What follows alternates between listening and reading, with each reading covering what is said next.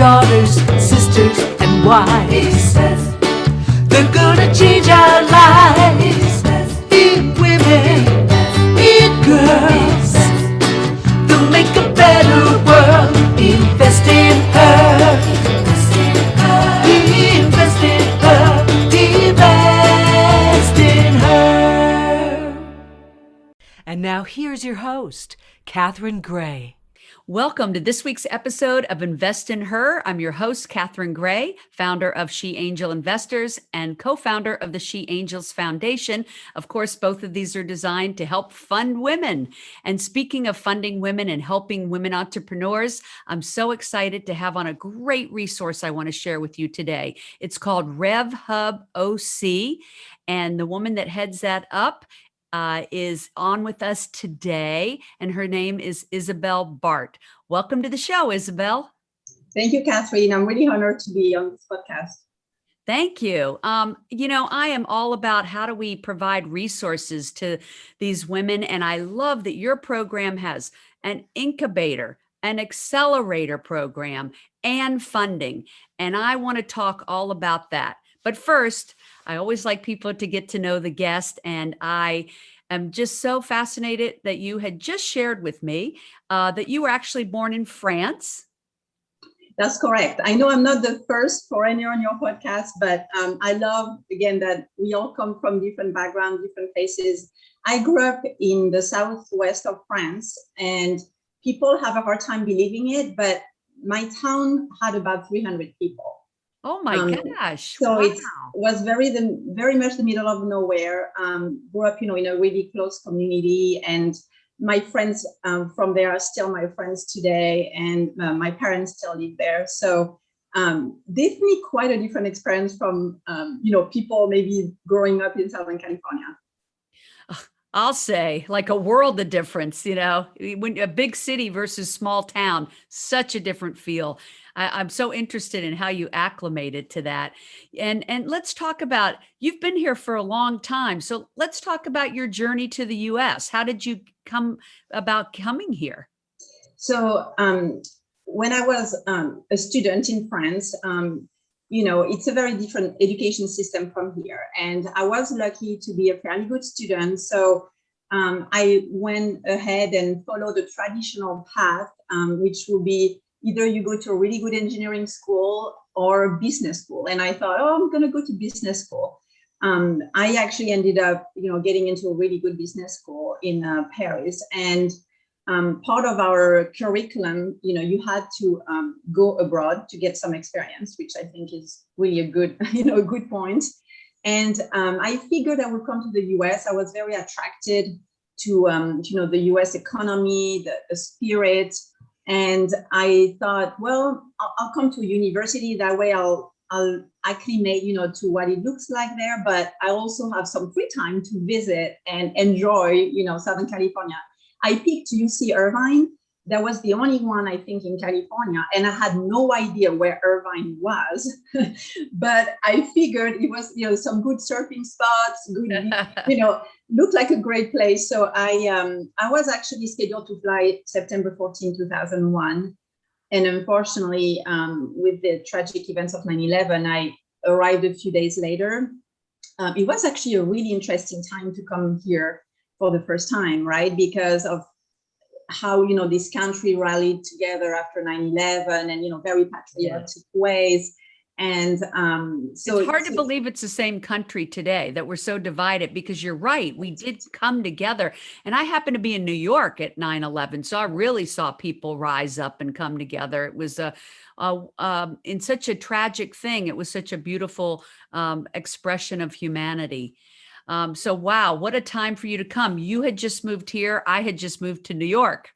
So, wow, yes. And, I'm a big adventurer and traveler. And so part of my 4-month stay in California, I visited like all the places, great places to see in California and around. And I actually went home for Christmas that year, and I realized, I think I need to come back. I just, right before I left to go home, I was walking on the beach, and I had this vision, and I don't know, it's one of the rare times it happened in my life. I just knew I was meant to be here.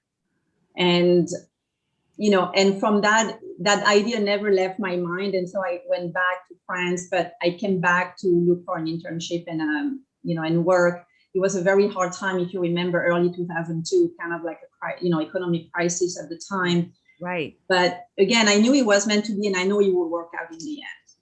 It's so funny. I really do believe that. And one of the reasons I'm a big advocate of meditation is I think when you quiet your mind, you really do get those downloads from the universe about what to do with your life if you're listening. And it really does guide you. And I love that you had that inner North Star telling you that you belonged here. And now you've been here 20 years, right? Yes, Yeah. actually, I've been here almost more here than in my native country. Oh, you're giving your age away now. Well, almost. Yes. Well, so, and you were just sharing with me, your family's still back in France. And I just think that's so courageous and bold of you to come to another country and start a new life. And, here on your own, I think it's really admirable. And now, you are working on a program that partnered with University of California, Irvine, where you said you went to school, that has launched this RevHubOC.com that you head up. And I want to talk about it because I always like to give great resources to the female entrepreneurs that are listening, who are looking for ways to launch and grow their business. And I know yours is particularly interested in ones that are starting up that need seed money, because so many venture capital firms are only looking for established companies that want to scale. And so you hit a really sweet spot niche. And I want to talk about your programs and how people can be a part of it, because as you shared with me, not many women have applied. And so we want as many women applying as possible, because the first time you guys rolled out your incubator program, your accelerator, you only had a couple women, was it? Or did you have any women? Yeah, we had a couple of women applying. And again, because we are new, we were kind of, we wanted to get started April 1st, which we did. So, now going into the next round for early July, I think, I'm meeting a lot more women, a lot of minorities. And that is part of our mission too, is really promoting entrepreneurship in underserved communities. And really showing that it is a viable path, no matter where you come from, no matter the means you have. Entrepreneurship doesn't mean, Steve Jobs. I mean, I admire Steve Jobs, but it doesn't mean you have to be successful, or at least perceived success like someone like him. It's really about transforming, the business world, and through the vehicle of business and market forces, creating social impact. That's really what we're about at RevHub, is social entrepreneurship, which is a very gray definition when people ask. And it's these days, you hear a lot about impact investing, social impact. There are different frameworks. A basic framework is the United Nations 2030 Sustainable Development Goals. You can easily Google them, 2030 SDGs. And they are really well put together, 17 goals. Under each one, you can read a little bit more details about measurements and sub-goals, if you will. That can be a good place to start. But basically, a social entrepreneur is an entrepreneur who has a mission of impacting the world through their business. Mm-hmm. I believe, more and more, especially younger founders, I think really have that spirit. Yes, this is definitely the buzz. This is what everybody's talking about, this social impact businesses and social impact investing. In other words, investing in those kind of businesses. So give us an example of a couple of the entrepreneur businesses that fall in this category that have been accepted to your program. Yes, so that's a great question, because I also want to make it a point that there are different paths as far as what even the business entity looks like. And I'm going to give you an example of really for-profit businesses with that social impact component. But we also support a couple of nonprofit organizations who are really building social enterprise as part of how they function so they can build a sustainable future. And I know, with your work with She Angel Foundation, I think there are also opportunities. Sometimes people think nonprofit right away when they want to do something good, but we're here to work with them to see maybe it's the right path, maybe it's not. So just come to us and we can talk about that. So for example, one organization we work with is called Peace Literacy, and they are dedicated to teach peace and compassion skills to children. Also developing, corporate outreach, because I think we can all learn more about compassion. Love it. So they are working a lot with school districts right now to insert that, curriculum, just like you learn math and science. Now you can learn peace, which I think is a fantastic idea. So that's an example great. of. I've always thought that the history and writing and English and science are so limited in our curriculums that's wonderful that they want to teach peace. I think they should teach also financial skills. All of those things need to be embedded in our curriculums here in the US and around the world.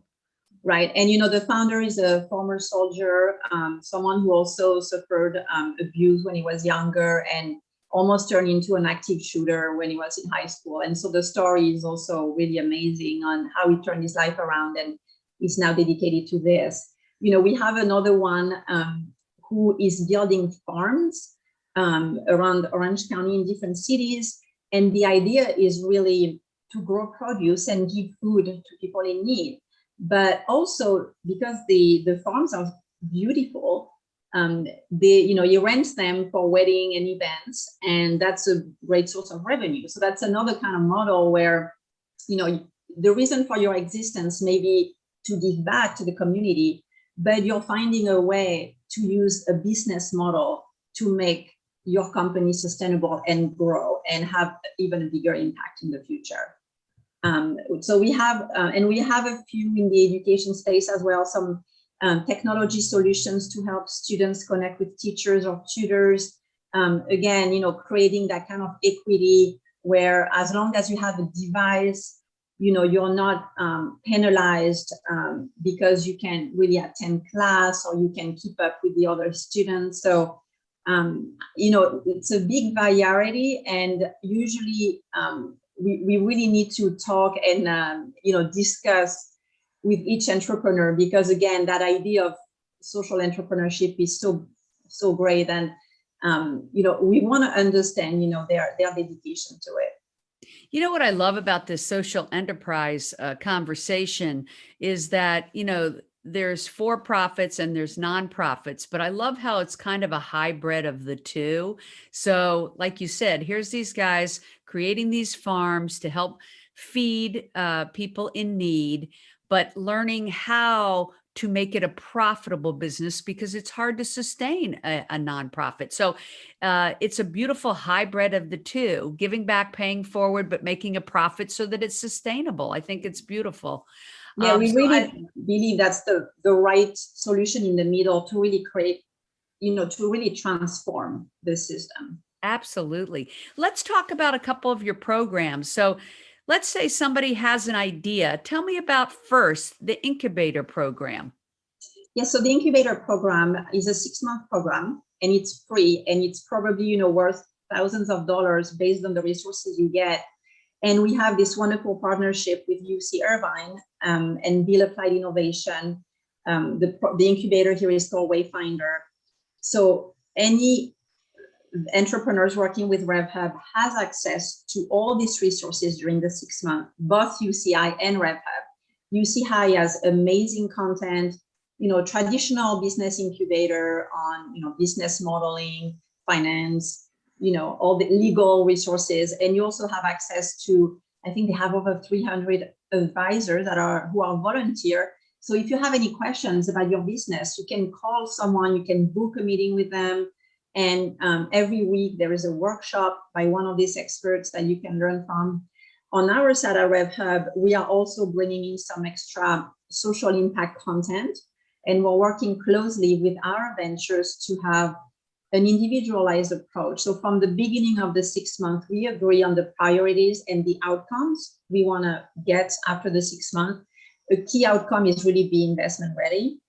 But it's like refining your business model, starting to think about your growth strategy, and also building your impact model. Because I will say most social entrepreneurs have it in their mind of what they want to do for impact, but it's very helpful to be able to write it down and also have measurable goals, so that when you go to impact investors, you can say, this is really what I'm set to do and how we're going to measure it.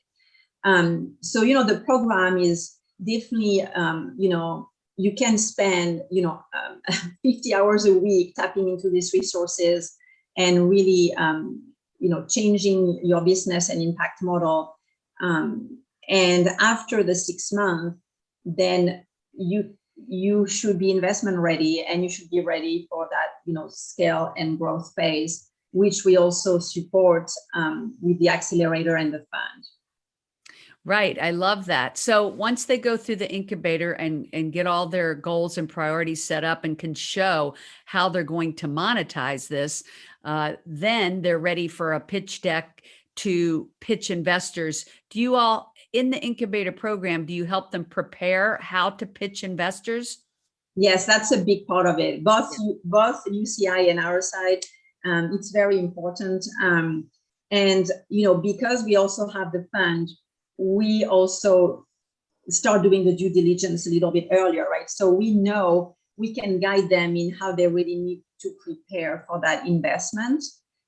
So I think that's kind of a perfect partnership. And our goal is to work with entrepreneurs all the way on the journey. So someone may already have been in business for a while and really need acceleration, and they can come in at that phase.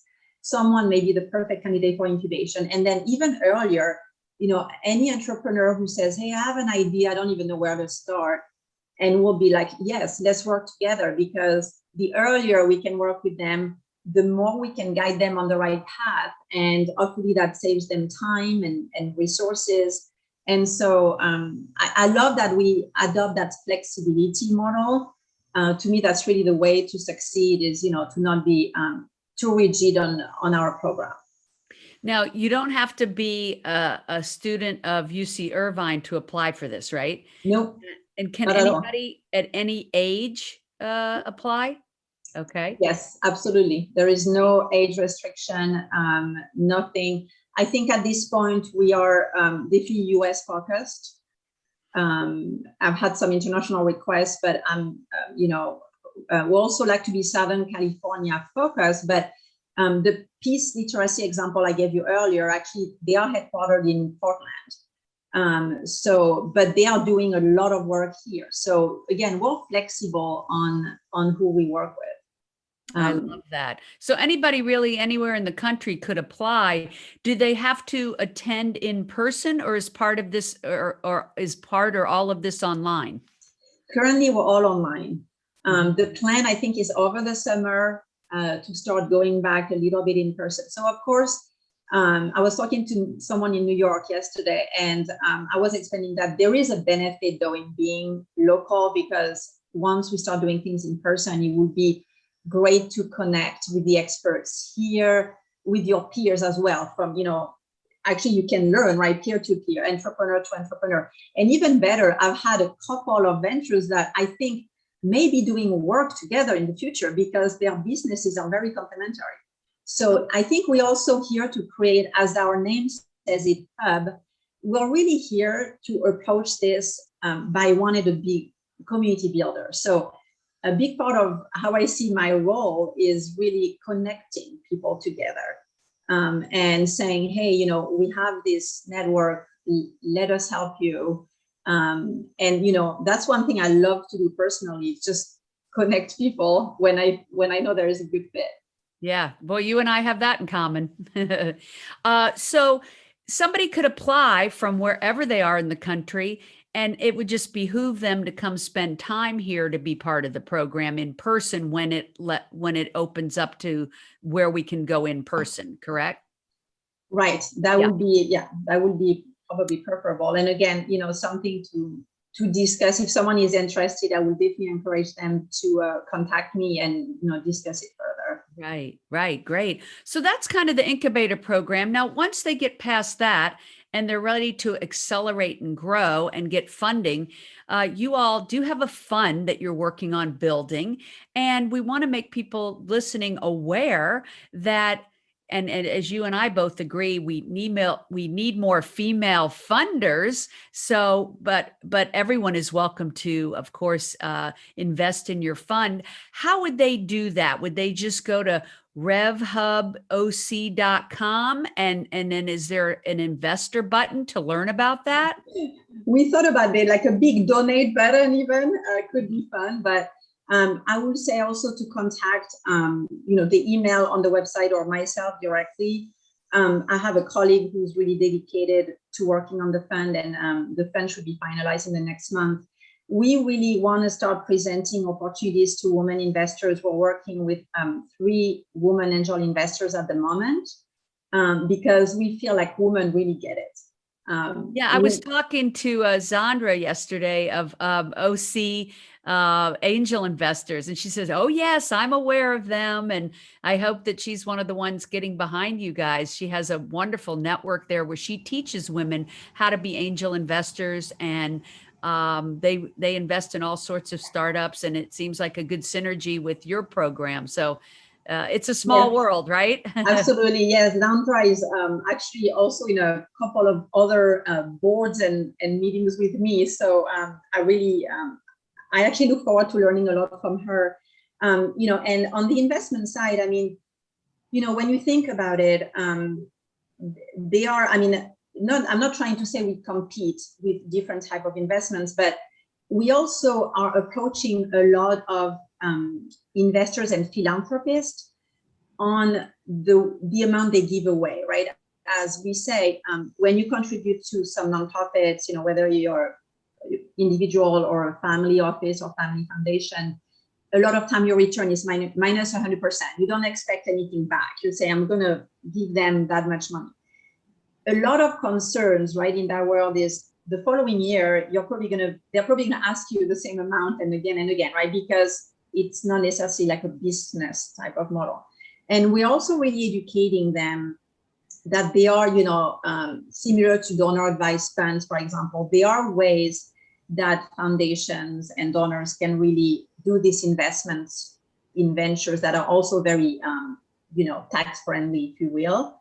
So I would say that, if you're an investor, you have some wealth and you're trying to figure out what to do with it, I would really encourage you to think about, in a creative way of maybe some of that money you're thinking is giveaway money. Maybe it doesn't have to be. Maybe it can be invested and have a little bit of a return and also have that, huge growing impact over time.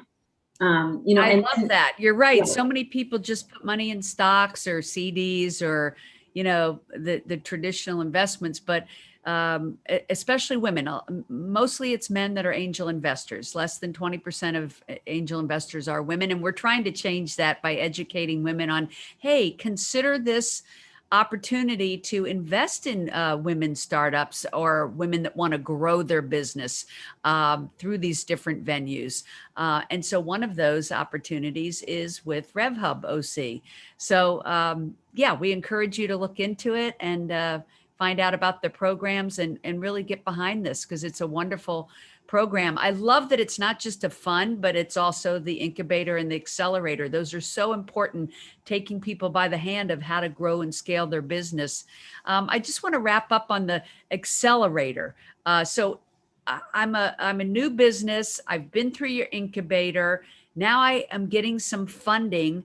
What does the accelerator do for my business? Yeah, the accelerator is really going to provide you the funding that you probably need to get to the next level, right? Yeah. So we have a venture we work with. They are revolutionizing the car donation world. And for example, they are kind of in need of an investment because they have a huge technological platform to build, right? So they need some, so a lot of time there is that need for funding. And if you go to a traditional angel or VC, your numbers as a social entrepreneur are probably not going to look good enough to them, to these traditional ways, right? So we totally get it. Our main criteria is impact. And of course, we also want to make sure it's profitable, eventually. But we knew we needed to have a fund because our social entrepreneurs will not be able to go through this other, traditional VCs and so on. Right. Pitch through traditional means. And so in the accelerator, besides the funding, are you also giving them some sort of coaching and support around how do they market it? How do they build it? How do they scale it? Yes, absolutely. So it's actually even longer program. We expect the accelerator to be about 18 months comparing to 6-month incubation, because there will be a lot of, again, refinement on, go-to-market strategy and growth planning and, how do you expand? And as you know, in some models, you also have that supply demand kind of challenge, or sometimes, how you may have a bunch of orders and POs, but how do you make it? You need the money to make your product, right? So depending on each model, and again, the same resources I mentioned in incubation with expertise, content, and all this is also in the accelerator program. Wonderful. So people can find you by going to RevHubOC, RevHubOC.com. So RevHub.com, RevHubOC.com. And they can also follow you, I take it, on social media? Yes, please, any listener, feel free to connect with me on LinkedIn. LinkedIn, I'm pretty active. Isabella Bart, I'm happy to connect with anyone. We're still working on developing more social media channels for RevHub, so it will come soon. But so for now, that's the best way, either our website or directly contact me. Wonderful. Well, thank you so much for sharing this. I love putting resources out there that can help our women entrepreneurs grow their business, because there is a lack of resources, but more and more are coming about. We love your new program at University of California, Irvine, that you've partnered with. I think it's awesome. I applaud you on it, and really appreciate you being on to share this with everybody, Isabelle. No, thank you, Catherine, and I look forward to connecting with a lot of your audience. Thank you. And everyone, remember to, of course, follow She Angels Investors and She Angels Foundation. And most of all, remember to invest in her. Thank you so much for tuning in. Thank you, Isabelle. Have a great week.